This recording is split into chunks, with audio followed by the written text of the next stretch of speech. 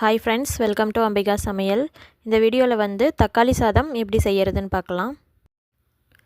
தக்காளி சாதம் வந்து குக்கரில் செய்கிறத விட இந்த மாதிரி கிளறி செய்கிறது வந்து ஈஸியாக இருக்கும், சீக்கிரம் செஞ்சிடலாம்.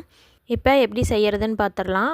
ஃபஸ்ட்டு சாதம் வந்து வடித்து எடுத்து வச்சுருக்கேன், இல்லைனா குக்கரில் கூட வைக்கலாம்.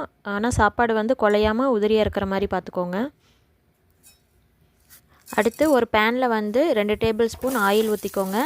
அடுத்தது கொஞ்சமாக கடுகு, 1 டீஸ்பூன் கடலைப்பருப்பு போட்டு பொரிஞ்சதுக்கப்புறம் ஒரு பெரிய வெங்காயம் பொடியாக கட் பண்ணி போட்டுக்கோங்க. அது கூடவே 2-3 பல் பூண்டு வந்து பொடியாக கட் பண்ணி போட்டுக்கோங்க.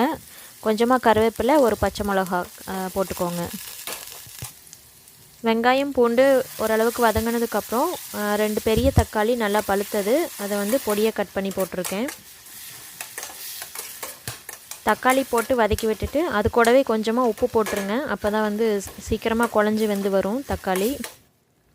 இந்த மாதிரி தக்காளி நல்லா குழஞ்சி வெந்து வந்ததுக்கப்புறம் 1/4 டீஸ்பூன் மஞ்சள் தூள், வரமிளகாத்தூள் 1/2 டீஸ்பூன் போட்டுக்கோங்க. அது கூட ஒரு 1/4 டீஸ்பூன் கரம் மசாலா, பிரியாணிக்கு போடுவோம்ல அந்த பவுடர் வந்து கொஞ்சமாக போட்டிருக்கேன்.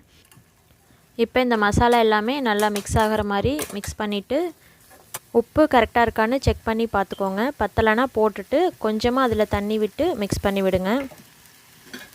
அடுத்து இந்த மாதிரி திக்காகி வந்ததுக்கப்புறம் நம்ம வடித்து வச்சுருக்க சாதத்தை போட்டு கிளறிடலாம்.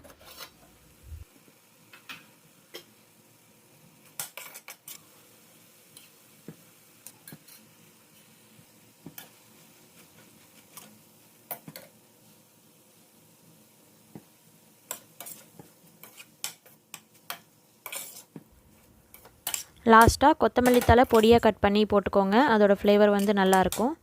அவ்வளோதாங்க, தக்காளி சாதம் வந்து ரெடி ஆயிருச்சு. நீங்களும் செஞ்சு பாருங்கள். வீடியோ பிடிச்சிருந்தால் லைக் பண்ணி சப்ஸ்கிரைப் பண்ணுங்கள். தேங்க்யூ.